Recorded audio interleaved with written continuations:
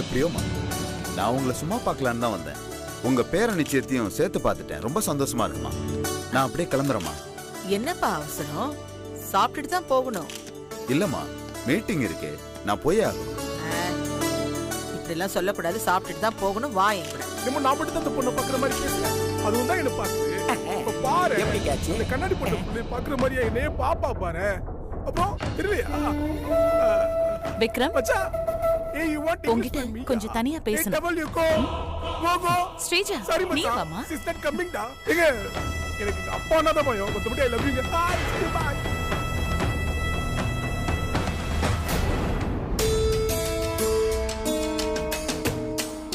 என்ன விக்ரம், என்கிட்ட பெருசா ஏதோ சவால் எல்லாம் விட்டுட்டு இப்படி தோத்து போய் நிக்கிற? உன்னை நினைச்சாலே எனக்கு ரொம்ப பாவமா இருக்கு.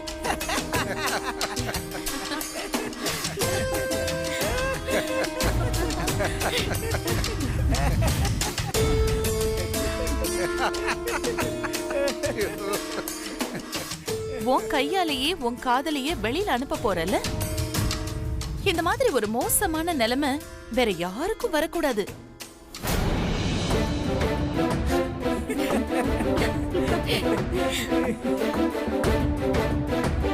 சரி விக்ரம், எப்படி இப்பவே அவளை அனுப்பிடுறியா இல்ல சாப்பிட வச்சுட்டு அனுப்புறியா? அதை எப்படி சொல்லுவாரு? பாவம், அவரே பிரீத்தி எங்க இருக்கான்னு தெரியாத சோகத்துல இருக்காரு. நாம தான் பிரீத்தி எங்க இருக்கான்னு சொல்லி வெளியில அனுப்பி வைக்கணும்.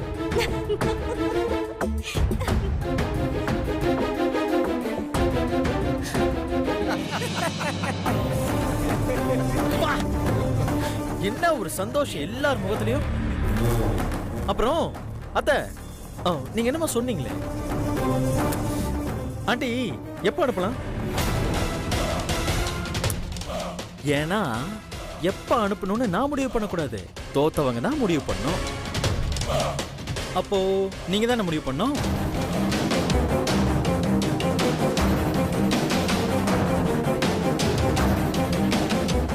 என்ன விக்ரம் உளற? அதான் நீ ஸ்ரீஜா கையில மோதிரம் போட்டுட்டல. அப்படின்னு எவன் சொன்னா?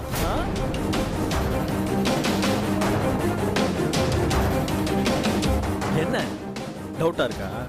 கொஞ்சம் இருங்க.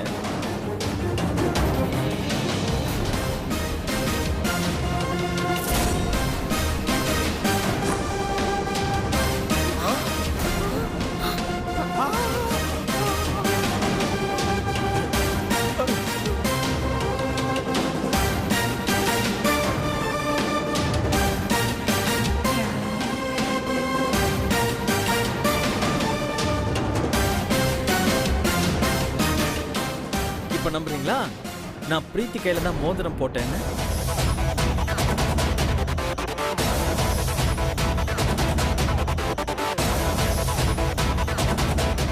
பிரீத்திக்கு மயக்க மருந்து கொடுத்து நான் தேடுவேன்னு யோசிச்சு கூட பார்க்காம என் ரூம்ல ஒளிச்சு வச்சா என்னால கண்டுபிடிக்க முடியாதா?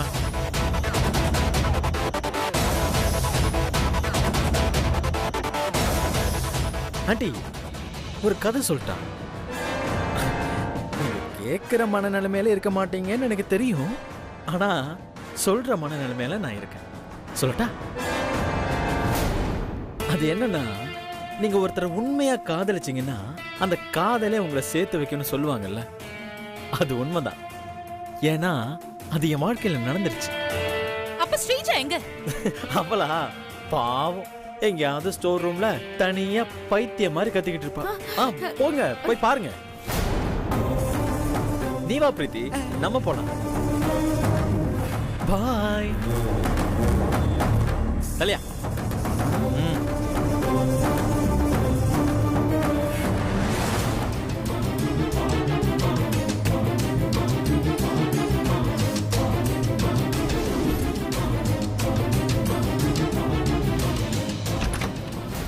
ஸ்ரீஜா ஸ்ரீஜா, பாத்தீங்களா, விக்ரம் அவன் நினைச்சதை சாதிச்சிட்டான். இதுக்கு மேலயும் நான் சும்மா இருக்க மாட்டேன். இப்போவே போய் நான் பாட்டி கிட்ட நடந்தது எல்லாத்தையும் சொல்ல போறேன். சொல்லி விக்ரமையும் பிரீத்தியும் என்ன பண்ண போறேன்னு பாருங்க. ஸ்ரீஜா, முட்டாளா நீ? நீ என்ன சொன்னாலும் எங்க அம்மா அதை நம்பிடுவாங்களா? இதுக்கப்புறம் நீ என்ன சொன்னாலும் அவங்க அதை நம்ப மாட்டாங்க. அப்போ அமைதியா இருக்க சொல்றீங்களா? இல்ல, பொறுமையா யோசிக்க சொல்றேன். நமக்கு அந்த பிரீத்தி வீட்டை விட்டு போகணும், அதுதான் முக்கியம். இப்ப என்ன, நிச்சயம் தானே நடந்திருக்கு. வெயிட் பண்ண, கல்யாணத்துக்கு இன்னும் நாள் இருக்குல்ல. அதுக்குள்ள அந்த பிரீத்திய துண்ட காணும் துணிய காணும்னு ஓட வைக்கல. இப்போ கோவப்படாம பொறுமையா யோசி. இதுக்கு ஒரு வழி பண்றேன். விக்ரம், எல்லாத்தையும் சரியா பண்ணியும் கடைசியில உன் காரியத்தை நீ சாதிச்சிட்டல. இதுக்கு பதிலடி நான் கொடுக்காம விட மாட்டேன்.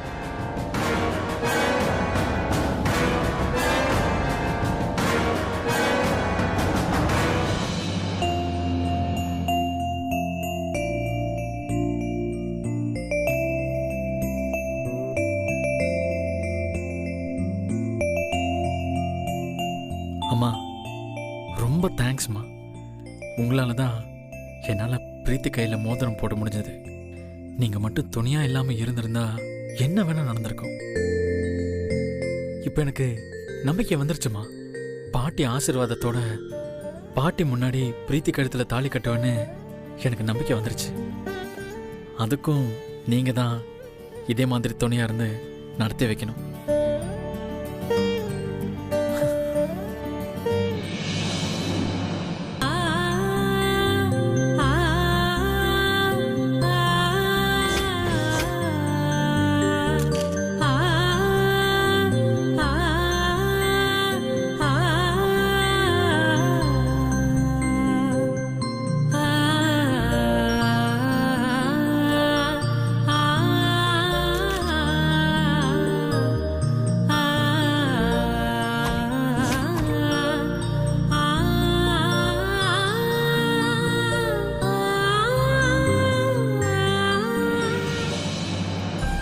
விக்ரம், நீ கில்லாடிடா.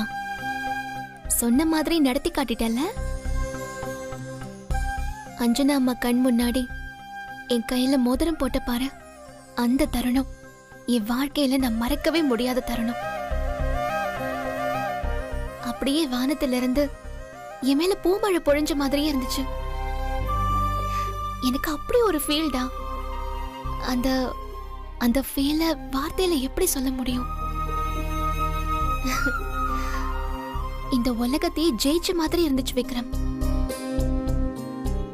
விக்ரம், எனக்கு இதெல்லாம் கனவு மாதிரி இருக்கு. ஆனா நடந்ததெல்லாம் உண்மைதான். அதுவும் உன்னால மட்டும்தான் இது சாத்தியமாச்சு. I love you Vikram, I love you.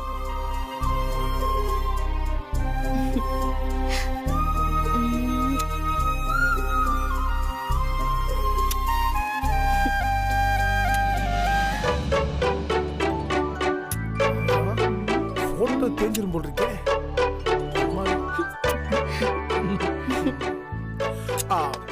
Wow, what a kiss. Madam, ஏன் நிறுத்திட்டீங்க? நாங்க வேணா அப்படியே திரும்பிக்கிறோம். பாஸ் புட்டாக்கு நல்ல முத்தமலை அள்ளி தெளிங்க. பிரீத்தி, என்ன வெக்கம்? நீ இந்த மாதிரி வெக்கப்பட்டு நான் இப்பதாண்டி பாக்குறேன். முதல்ல உனக்கு திருஷ்டி சுத்தி போடணும். வேணாம், ஃபர்ஸ்ட் விக்ரம்க்கு சுத்தி போடுங்க. விக்ரமோட போட்டோவுக்கே பிரீத்தி இவ்வளவு முத்தம் கொடுக்கறானா, விக்ரம் மட்டும் நேர்ல வந்தா?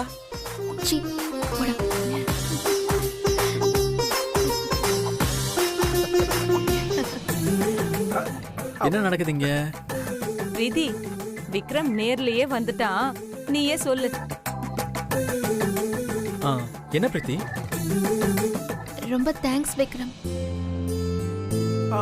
மேடம், என்ன வெறும் தேங்க்ஸ் மட்டும் தானா? அப்போ அதெல்லாம் வெறும் போட்டோக்கு மட்டும் தானா?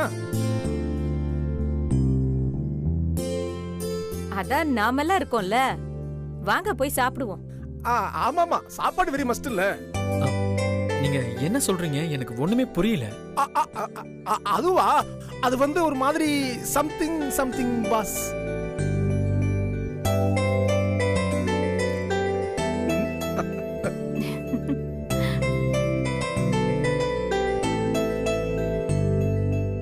ஓகே, சரி சரி.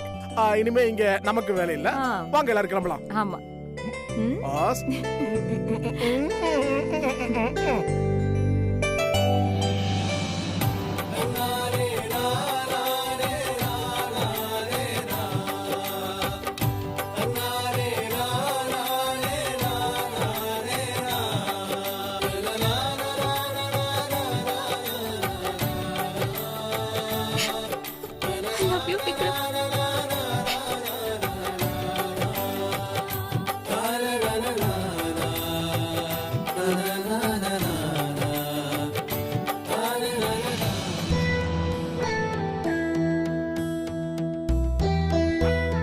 விக்ரம், நான் கனவா நினைச்சிட்டு இருந்ததெல்லாம் நீ நினைவாக்கிட்ட விக்ரம். நீ என் கையில மோதிரம் போடும்போது அஞ்சனாமா முகத்துல எவ்வளவு சந்தோஷம். ஆனா அது எனக்கான சந்தோஷம் இல்ல. அவங்க என்ன ஸ்ரீஜாவா நினைச்சு சந்தோஷப்பட்டுக்கிட்டாங்க. நான் தெரிஞ்சிருந்தா அவங்க முகத்துல இந்த சந்தோஷம் இருந்திருக்காது. இருக்கும் பிரீத்தி, கண்டிப்பா பாட்டி முகத்துல சந்தோஷம் நிறைஞ்சிருக்கும். நம்ம கல்யாணம் நீ ஆசைப்பட்ட மாதிரி நடக்கும். பாட்டி தன் கையால தாலி எடுத்து கொடுத்து பிரீத்தி கழுத்துல தாலியை கட்டுன்னு சந்தோஷமா சொன்னாதான் நான் உன் கழுத்துல தாலி கட்டுவேன். அது கண்டிப்பா நடக்கும், நடத்தி காட்டுவேன். இன்னைக்கு பிரீத்தின்னு தெரியாம பண்ண விஷயம்லாம் நம்ம கல்யாணத்தப்போ பிரீத்தின்னு தெரிஞ்சே பண்ணுவாங்க.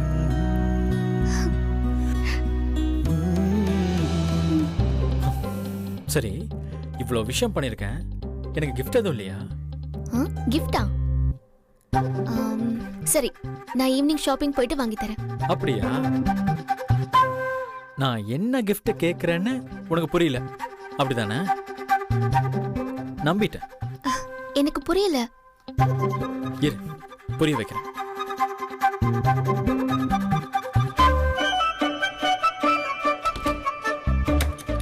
விக்ரம், ஏன் டோர் லாக் பண்ற? சொல்றேன், கிட்ட வந்து சொல்றேன்.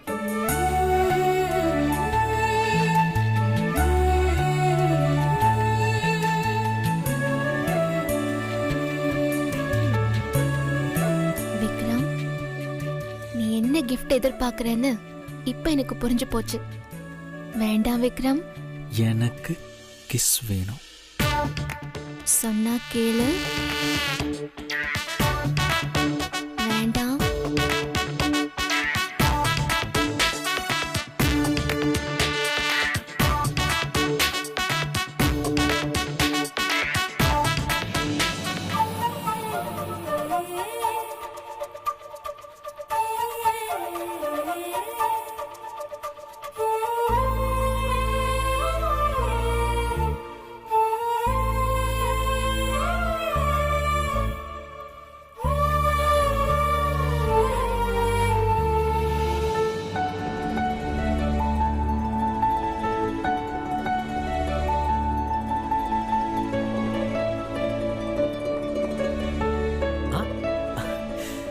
நான் தானே ரிஸ்க் எடுத்தேன், அப்ப நீ தான் எனக்கு கிஸ் தரணும். முடியாது. ஏன் முடியாது? No means no Vikram.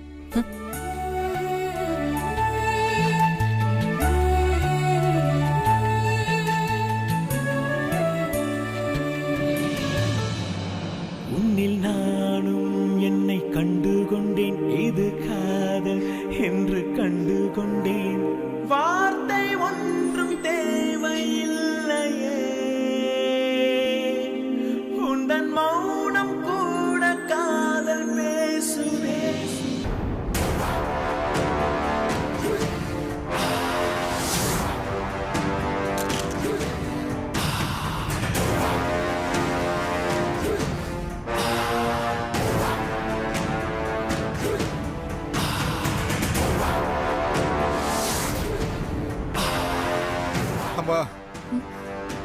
Vikram உனக்கு மோதிரம் போடாம அந்த பிரீத்திக்கு போட்டதை நினைச்சா எனக்கு ரொம்ப கஷ்டமா இருக்குமா. யோ, என் முன்னாடி அழுது என்ன வெறுப்பேத்திட்டு இருக்கியா? நானே ரொம்ப கோவத்துல இருக்கேன். இங்க இருந்து ஒழுங்கா எந்திரிச்சு போயிடு, இல்லனா ஏதாவது தூக்கி அடிச்சு மண்டைய உடைச்சிருவேன். கிளம்புங்க ஃபர்ஸ்ட். யோ, அதான் அந்த புள்ள சொல்லுதுல, கிளம்பியா.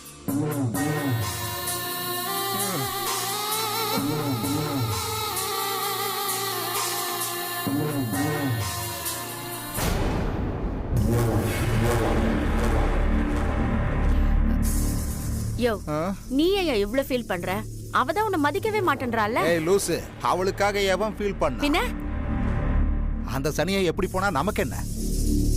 அந்த விக்ரம் மட்டும் ஸ்ரீஜா கையில மோதிரம் போட்டிருந்தான்னா இந்த வீட்டோட பரம்பரை நெக்லஸ் அவ கையில தான் இருந்திருக்கும்.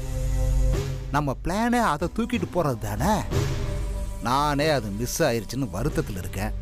யோ, நான் கூட உன்னை நல்லவன்னு நினைச்சிட்டேயா. அட போடி, நம்ம இந்நேரம் பல கோடிக்கு அதிபதி ஆயிருக்கலாம். அதை வச்சு எவ்வளவெல்லாம் கனவு கண்டுட்டு இருந்தேன் தெரியுமா? நம்ம கிட்ட இப்போ ஒத்த பைசா இல்ல. யோ, அதுக்கு காரணமே நீதாயா. நான் மட்டும் அந்த குத்து விளக்கு அடிச்சிருந்தா ஆயிரக்கணக்கில் நம்ம கையில இருந்திருக்கும்ல. ஏய், இந்த புலி பசிச்சாலும் புல்ல தின்னாதுடி. நான் அர்ஜுன மாதிரி எதை குறி வைக்கிறனோ அது மட்டும்தான் என் கண்ணுக்கு தெரியும். அது ஸ்ரீஜா கிட்ட இருந்தா என்ன, பிரீத்தி கிட்ட இருந்தா என்ன, இன்னும் ஒரு வாரத்துக்குள்ள அந்த நெக்லஸ் என் கையில இருக்கும். அத நீ பார்க்கத்தான் போற. பாப்போம் பாப்போம். இனிமே தாண்டி பார்க்க போற இந்த வரதனோட ஆட்டத்தை.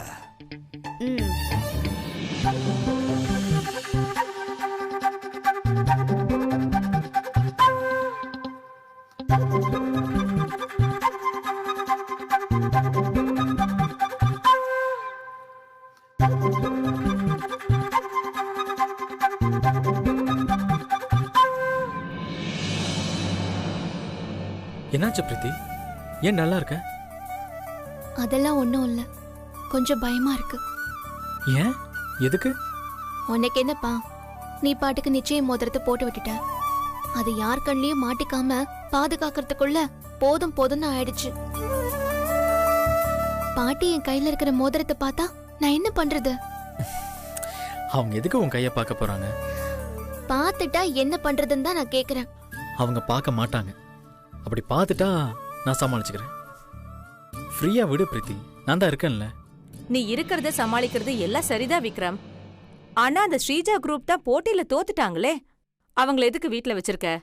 இந்த வீட்டை விட்டு துரத்த வேண்டியது தானே. சித்தி, நம்ம இத காரணமா வச்சு அவங்கள அனுப்பக்கூடாது. அப்படி அனுப்புனாலும் பாட்டி சும்மா விடுவாங்களா? என்ன ஏதுன்னு கேட்டு திரும்ப கூட்டிட்டு வந்துட மாட்டாங்க.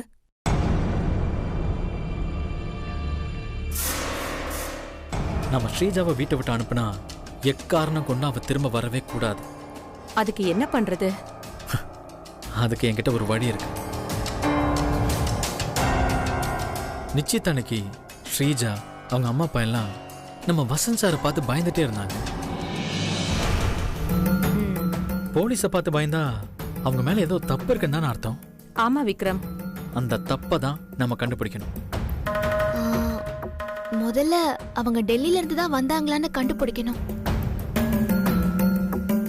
அவங்க ஆளு பேச்சு வழக்கத்தெல்லாம் பார்த்தா டெல்லியில இருந்து வந்த மாதிரியே தெரியல. அது எப்படி பிரீத்தி கண்டுபிடிக்க முடியும்?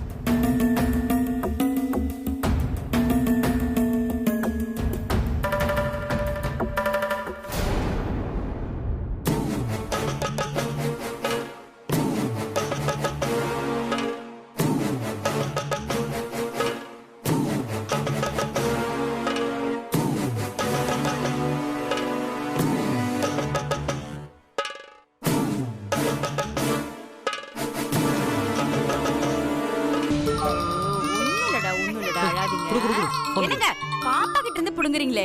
அழறா பாருங்க. விக்ரம் கால் பண்றானே. சோறுடா அப்பா வடிச்சு சொல்லு விக்ரம்.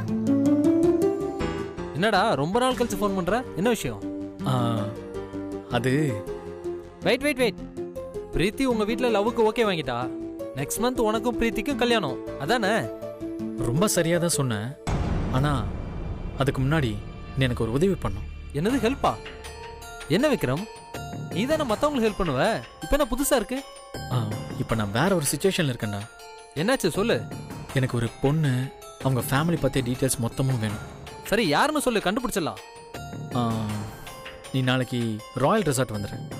நான் அந்த பொண்ணை கூட்டிட்டு அங்கே வந்துடுறேன். சரி சரி, ஓகே விக்ரம். ஓகே அர்ஜுன்.